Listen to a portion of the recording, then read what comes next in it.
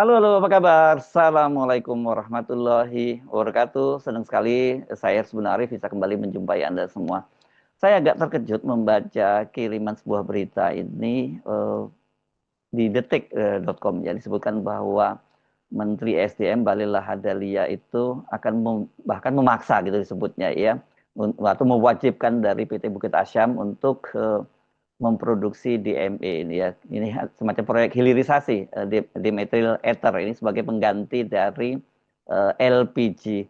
Dan bahkan Bahlil mengancam ini kalau tidak dijalankan dia akan mengambil lahan atau konsesi lahan yang dimiliki oleh PTBA.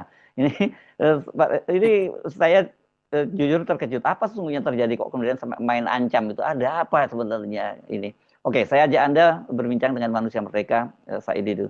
Assalamualaikum. Waalaikumsalam warahmatullahi wabarakatuh. Yes, Bang Saidido itu soal DME yang diwajibkan ke PTBA ya. Saya mengikuti itu ya. Pada waktu tanggal 5 Mei itu ada memang rapat kerja antara PT Bukit Asam dengan DPR dan kesimpulannya bahwa ini proyek ini akan membebani APBN kalau dipaksakan karena subsidi harganya lebih mahal dari LPG dan kemudian subsidinya akan sangat tinggi. Kalau nggak salah sampai 41 triliun per tahunnya. Jadi kalau proyeknya itu sampai 20 tahun nilainya 800 triliun itu APBN dan ini kan bertentangan dengan semangat Pak Prabowo untuk melakukan efisiensi walaupun ini kesannya gagah ya karena ini adalah semacam kemandirian energi gitu ya. Jadi Oke. tidak lagi tergantung pada impor. Tapi kalau kemudian tidak tergantung pada impor tapi beban APBN gede banget, sebenarnya apa sih yang terjadi ini, Bang Said itu? Eh, Bang Hersu, izinkan mungkin kita akan bahas agak ini karena kebetulan saya agak paham tentang Hmm, kejadian ini hmm. karena saya mantan Sesmen BUMN, mantan staf khusus Menteri SDM. Kementerian SDM Hmm. dan mantan komisaris PTBA. Ah, banyak sekali Jadi mantannya. ya, mantan semua. Dan saya mantan pembahas anggaran di DPR. Jadi saya paham betul apa yang terjadi. Ya. Intinya di awal saya katakan bahwa ini adalah gejala gunung es bagaimana penguasa itu mengintervensi Hmm. tambang dan BUMN. Ini nanti saya jelaskan yang terjadi. Tapi saya pikir masalah tambang ini Bung Hersu kita harus bahas betul dengan sangat detail karena eh, Pak Prabowo itu kan ingin jadi presiden untuk menyelesaikan paradoks Indonesia yang Hmm. intinya menyatakan negara Indonesia kaya tapi rakyatnya miskin. Itu yang ada sehingga ingin menjadi presiden. Nah, kayanya dari sumber daya alam. Kita tahu yang tersisa sekarang hanya tambang. Hutan sudah habis, lahan Hmm. sudah habis, semua habis kecuali Hmm. tambang. Nah, jadi kalau Pak Prabowo menyelesaikan masalah tambang, ini adalah solusi yang sangat efektif. Saya katakan begini, masalah tambang saya paham sangat sulit. Kalau Pak Prabowo ingin menyelesaikan masalah politik, masalah mafia, masalah korupsi, masalah ekonomi, masalah keadilan, Hmm. saya ulangi 5 hal: ekonomi, mafia politik, mafia, kemudian penyelundupan dan masalah keadilan fiskal, itu adalah solusinya hanya tambang. Tidak Hmm. ada solusi lain yang ini. Nah, kita lihat dari ekonomi dulu, Bang Hersu. Tambang ini terhadap PDB 2023 itu sekitar 2.200 triliun. Perkiraan saya dengan harga tambang naik sekarang terhadap PDB, artinya PDB itu penghasilan dari seluruh tambang, itu 3.000 triliun per Hmm. tahun. Hmm. 3.000 triliun per tahun. Pajaknya kira-kira dengan PNBP, saya yakin mungkin sekitar 1.000-1.500 triliun. Ini Dan yang nanti ini masuk ke negara ya, masuk ke APBN ini masuk ke ya. negara yang Hmm. 1.950 triliun. Hmm. Nah, kebocorannya, ini yang perlu kebocorannya. Saya Oh, perkirakan bocornya itu tidak kurang dari 80%. dari Jadi total yang tadi tadi, tadi yang ya, 1.900-an. Oh, oke, oke, oke, oke. Ya, jadi ya. kalau pendapatan negara 1.000-1.500 triliun, maka kalau Pak Prabowo ingin mencari pendapatan negara sekitar 1.000-1.500 triliun, maka tertibkan tambang. Bukan Hmm. menaikkan pajak, bukan. Kalau mau bayar utang cepat, maka tertibkan tambang. Oh iya, Karena terhadap gede PDB, banget tadi ya, gede banget dan ya, itu beres langsung utang-utang itu ya. beres. Nah, Hmm. kalau PDB 3.000 triliun, kalau naik 80%, 80% kita anggap, Hmm. itu maka kira-kira menjadi 5.000 triliun dong. Ada tambahan 2.000 triliun dong. Oke? Clear hitungannya ya. Clear sekali. Kenapa saya katakan 50%? Begini, di tambang itu ada dua kegiatan ilegal. Satu ilegal izin. Ilegal izin itu tidak punya, isinya tidak ada. Yang kedua ilegal transaksi. Informasi saya dengan pengusaha tambang, itu ilegal iupnya itu sekitar 30% dan ilegal transaksi 50%. Oke?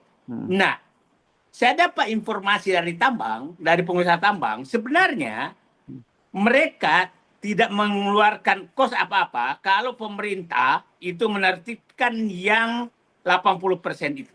Karena mereka selama ini diperas oleh aparat. Nah, saya akan masuk ini kenapa ini harus. Nah, diperas oleh aparat. Dia menyatakan, kami mengeluarkan sogokan kemana-mana.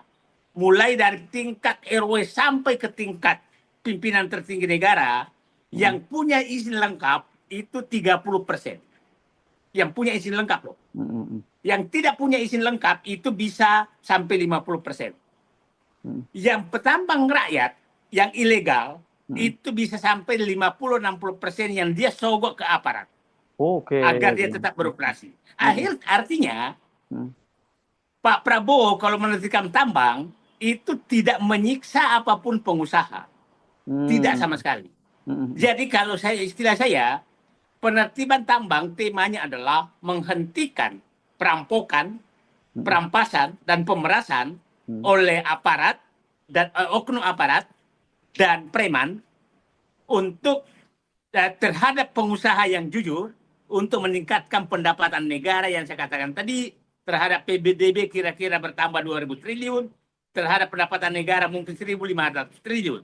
Ingat, untuk membayar utang saja dengan yang tinggalkan Jokowi sekarang 800 triliun. Jadi kalau mau membayar utang, maka tertibkan tambang.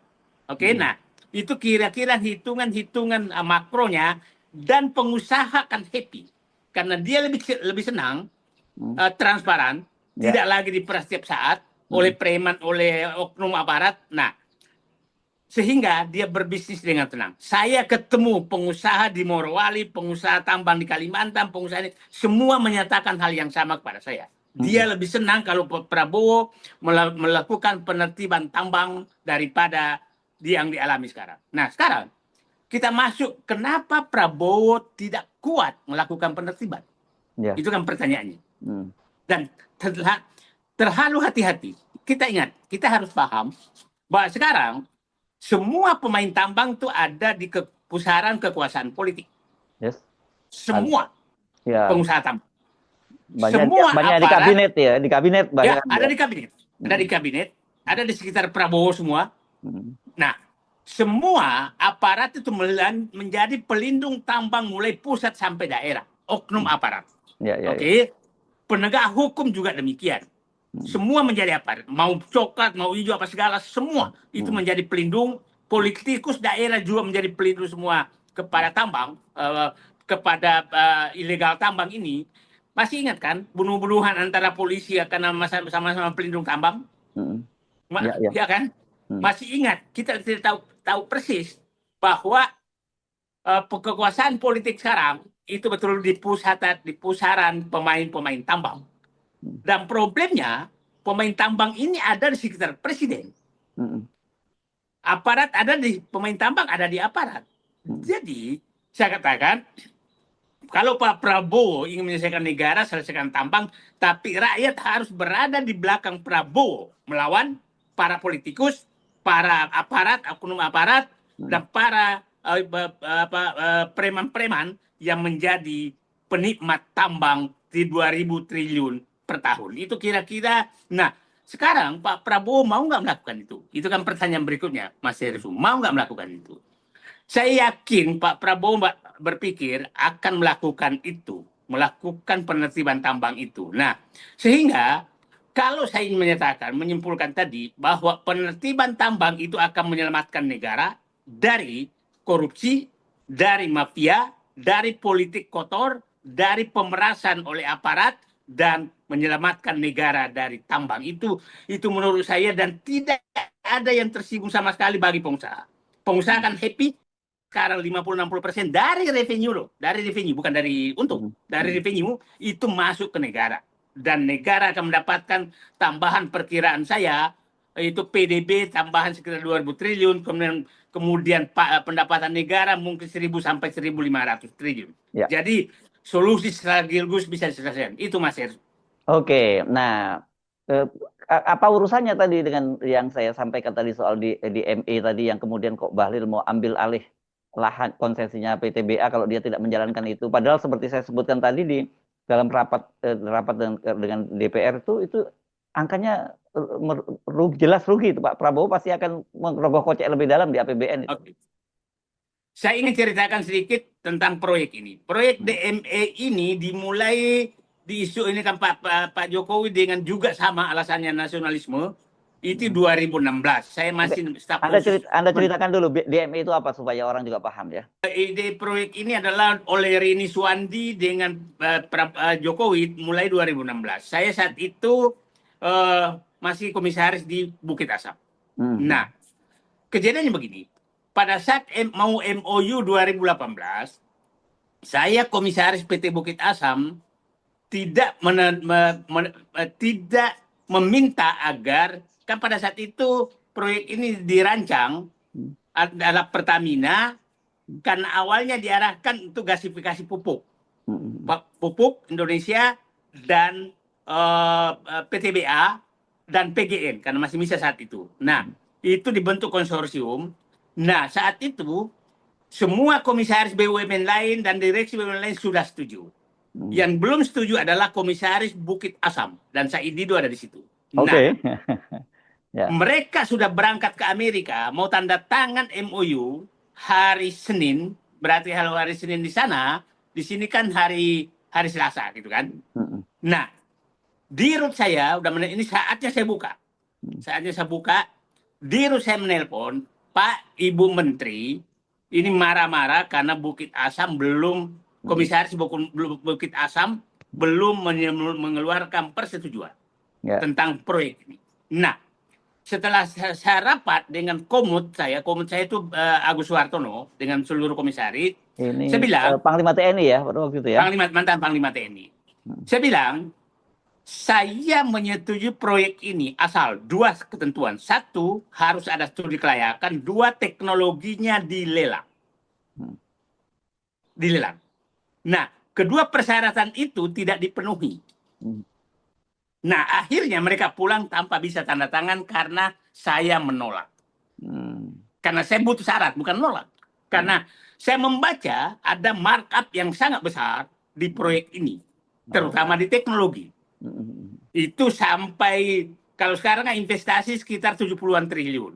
Perhitungan saya hanya 50 triliun. Saya menyatakan, kalau hanya naik 2 triliun, oke aku tutup mata, ini naik 20 triliun. Ya kan?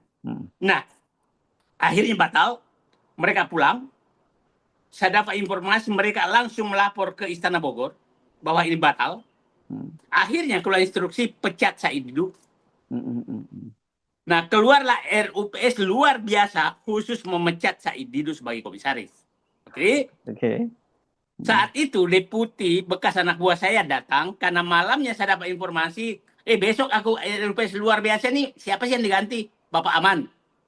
Oh, Pak, enggak apa-apa. Datang jam 10, karena agak lambat, datang jam 10, ini supaya clear ya. Jam 10, Pak, Bapak, mohon maaf, Bapak diganti. Oke? Saat itu saya ingin tahu apa alasan saya diganti. Karena saya paham betul, menurut undang-undang, penggantian komisaris dan direksi yang belum habis masa jabatannya harus diberitahu alasannya. Oke? Itu undang-undang. Nah, jadi saya menuntut, diundurlah RUPS Buasa supaya ada penjelasan. Saya terima, diberhentikan saya terima. Tapi saya sebutkan alasannya. Nah, keluarlah konferensi pers Rini Suwandi menyatakan Said Didu diganti karena sudah tidak sepaham dengan pemegang saham. Itu kata-kata Rini Suwandi. Nah, datanglah surat penggantian, alasan penggantian itu tertulis. Oke, saya terima dengan ikhlas. Itulah. Nah, dengan ikhlas, tapi proyek nggak jadi. Akhirnya, pada saat 2029 alat kampanye dikeluarin lagi, Baru 2024. 2022 Tadi maaf groundbreaking maaf Bang. Maaf Bang, tadi ada bilang 2029. Yang benar tahun berapa? 2019 dimunculkan lagi karena Oh, mau pilpres kan. 2019. Ya, oke. Ya. Ya, Mm, Said itu kan sudah keluar, sudah dipecat. Jadi mm, nggak ada lagi yang melawan gitu kan. Ya, ya, ya. Nah, setelah itu kok investasinya malah naik menjadi Hmm, 73 triliun, naik dari 70 triliun. Dan mm, groundbreaking lah Jokowi mm, 2022 di mm, Bukit Asam. mm, mm, Oke, di Bukit Asam akhirnya dan diubah menjadi pengganti LPG, bukan lagi untuk LNG. LNG itu untuk pupuk. mm, Kan gasifikasi batu bara itu ada dua, mm, menjadi LPG dan LNG.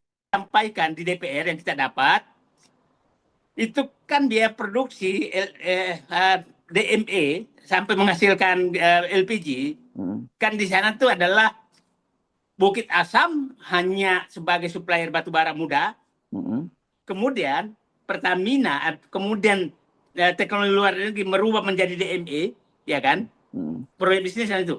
DME dirubah menjadi LPG oleh Pertamina dan mm. Pertamina menjual ke Ke masyarakat. Kan masyarakat. tiga Ya, tahap. ya, ya, Nah, ya. di komposisi itu kita lihat Mas Risu, ini saya agak paham nih. Sebenarnya PTBA itu hanya sekitar 15% dari komposisi investasi dan biaya. Mm, Luar negeri ini 35 sampai 40% loh yang mm, penjual teknologi. mm, Oke. Sisanya adalah Pertamina 30% juga, ya kan? mm, mm, Artinya, kenapa PTBA yang diwajibkan untuk melaksanakan proyek ini? mm, Bukan yang Pertamina, ya kan? mm, Nah, kenapa PTBA yang mau dihukum oleh Bahlil? mm, Padahal di Undang-Undang Minerba yang wajib melakukan gasifikasi batu bara itu, hilirisasi batu bara adalah yang pemegang PK2B, bukan IUP. mm, PTBA itu IUP. Kenapa dia yang diwajibkan? Oke? mm, Nah, pertanyaannya, apakah Bahlil takut kepada pemilik tambang swasta yang memiliki batu bara? mm. Sehingga dia tidak mau mewajibkan melakukan gasifikasi. Ya Oh, kan? oke, ya, ya. Nah, kita tahu Bahlil itu teman-temannya semua itu yang pegang itu kan. Takut Ya, atau ya nggak mau temennya rugi gitu. yang dia nggak mau temannya rugi, akhirnya dibebankan Mm, ke BUMN. Kan kira-kira ah, begitu.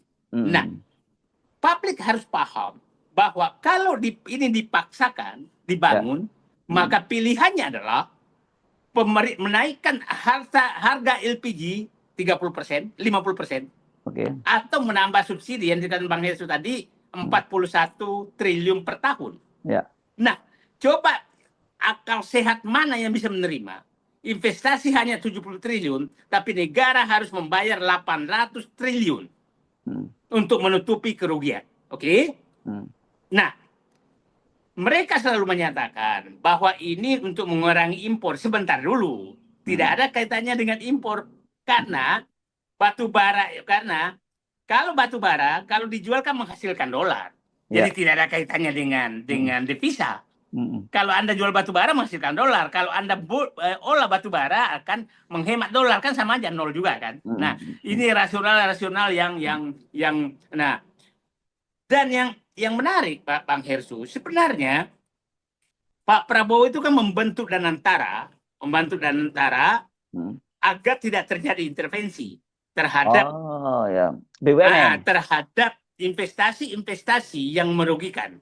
Mm, Nah, jadi saya ingin menarik kesimpulan bahwa apa yang dikeluarkan Bahlil ini adalah perintah dalam kursi arahan dari Joko Widodo, mantan presiden yang memang dia sangat loyal untuk melaksanakan proyek Joko Widodo ini walaupun itu rugi. Oke? Okay? oke. Nah, Mm, Pak Prabowo harus membaca ini. Jangan sampai Pak Prabowo melakukan kesalahan yang sama dengan contoh pembangunan kereta api cepat Jakarta-Bandung oke, ya, yang ya. dipaksakan bangkrut demi negara, yang dipaksakan dan merugikan negara. Jangan sampai Pak Prabowo juga salah sehingga menyebabkan BUMN bangkrut seperti halnya yang dilakukan Joko Widodo, memaksa BUMN konstruksi untuk membangun jalan tol dan infrastruktur lain yang tidak layak. Ya. Sehingga semua jadi bangkrut demi pencitraan Joko Widodo. Nah, Oke, jadi Ya. Oke. Jadi saya melihat siapa tahu Bahlil sedang menjebak Prabowo untuk melaksanakan perintah dari Joko Widodo untuk melaksanakan proyek ini. Karena tidak ada perubahan apapun dari rancangan proyek yang dibikin Joko Widodo dengan yang mau diperintahkan kepada BUMN PTBA. Oke. Jadi Hmm. solusinya menurut saya Pak Prabowo minta Danantara agar melakukan kajian secara kelayakan apakah proyek ini harus jalan secara objektif. Secara objektif, jadi kalau memang objeknya bagus, silakan jalan. Tapi kalau tidak layak, seperti sekarang, coba lihat kan biaya produksinya $617 per ton. Oke? Konsultan menyatakan bahwa itu sekitar $900 per ton, ya kan? Nah, Ada selisihnya ya. tim hilirisasi menyatakan sekitar mendekati 900 juga. Adalah sangat aneh. Ketua tim hilirisasi adalah Bahlil, Menteri SDM adalah Bahlil. Bahlil menggunakan kajian internal Menteri SDM dan mengabaikan kajian konsultan asing dan kajian tim hilirisasi. Coba bayangkan, artinya Pak Prabowo tidak diberikan informasi yang lengkap oleh Bahlil, dan Bahlil, saya nggak tahu, saya punya keyakinan kan Bahlil ini pemain politik. Saya nggak yakin juga bahwa itu apa yang disampaikan itu adalah arahan atau sudah keputusan Presiden Prabowo. Saya nggak yakin. Oke. Karena dia siap. Karena bisa saja Bahlil ini bara aku wajibkan PTBA, bukan kalian aku wajibkan. Padahal kalian yang wajib melakukan gasifikasi, yaitu pemilik PK2B, kontrak PK2B, maka kalian aman setelah ini saya lakukan. Itu politik. Itu jadi, itulah. Ya, itu Mas Hersu. Pertanyaan saya, kalau memang tadi Anda menyatakan bahwa ini Bahlil menjebak Pak Prabowo untuk menjalankan proyeknya Jokowi, kepentingannya apa? Kan kalau kemarin-kemarin kepentingannya pencitraan buat Pak Jokowi. Kan Pak Jokowi kan sekarang udah nggak di pemerintahan lagi. Apa iya cuma sekedar soal pencitraan aja, atau ada hal yang lain sesungguhnya? Ini semakin hari semakin terbuka, Bung Hersu, bahwa kelihatannya Jokowi masih butuh dana besar untuk membangun dinastinya, mengamankan dinastinya, dan mengamankan. Oke, ya. Oke, lanjut. Nah, coba ini lah, kita buka sedikit lah. Food estate Papua. Yang ini saya buka sedikit lah. Food estate Papua itu dibagi dua loh. Satu untuk sawah, satu untuk area penyerahan untuk tebu. Pabrik gula itu diserahkan ke swasta, bukan oleh negara. Yang angka yang saya dapat bahwa itu luasan lahan yang diserahkan Joko Widodo yang dikoordinir oleh Bahlil, bukan Menteri ATR BPN, Bahlil, yang diserahkan kepada dua swasta besar itu 2 kali lipat daripada yang dibangun untuk sawah. Nah, dan itu saya dapat info, itu juga tetap ngotot Bahlil itu harus jalan. Artinya, Bahlil ini adalah Menteri Joko Widodo melaksanakan proyek yang diinginkan Joko Widodo. Oke. Jadi bukan hanya DME ini, tapi proyek-proyek lain juga dia lakukan hal yang sama. Nah, ini harus kita pahami, karena yang paling gini, hampir semua menteri-menteri yang menginginkan Jokowi 3 periode itu loyalnya tetap ke Solo. Dan kelihatannya agenda itu dijalankan bahwa ini memang harus 3 periode. Dan kita tahu die-hard Jokowi selama ini adalah Bahlil Lahadali. Ya, karena memang dia dapat macam-macam. Berkali-kali menteri dapat ketua umum Golkar.